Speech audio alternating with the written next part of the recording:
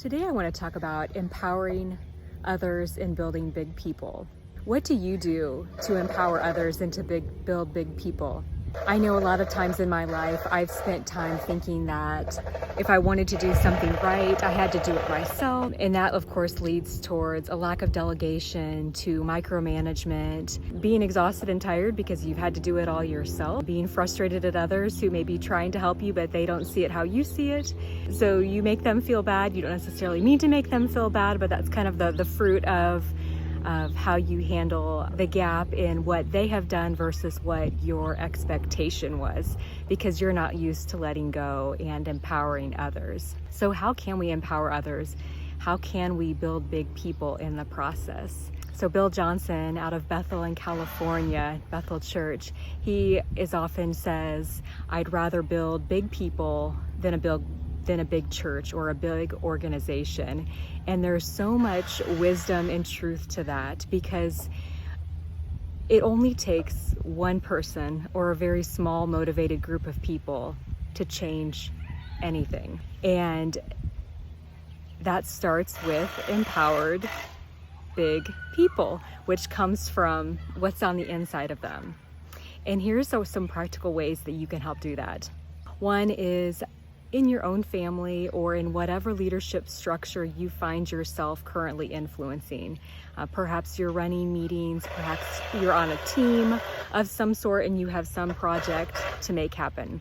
You can begin by assigning various tasks out. Maybe it's to have a role in a meeting. Maybe you've decided that their humor would add value to a meeting, and you can give someone the job of, hey, bring 60 seconds of humor to this meeting. Give us a good joke, a good few jokes that we can start this meeting off on the right note, because we all know that humor goes a long way towards building relationships and cohesion in a group. So that's an example of an assignment you can give out. Another one is, if you are in more of a faith-based organization or even not faith-based, you can have your teammates at the start of the meeting, everyone gets to spend 30 seconds talking about what's one thing that they've either seen God doing in their lives personally or professionally in the last week or month or whenever since you've met last. Or if it's not a faith-based organization or setup, it can be just something positive. And that helps keep everyone focused. Oftentimes when we're meeting, we're trying to figure out complicated, complex things. There's obstacles that we're trying to move through and get breakthrough for.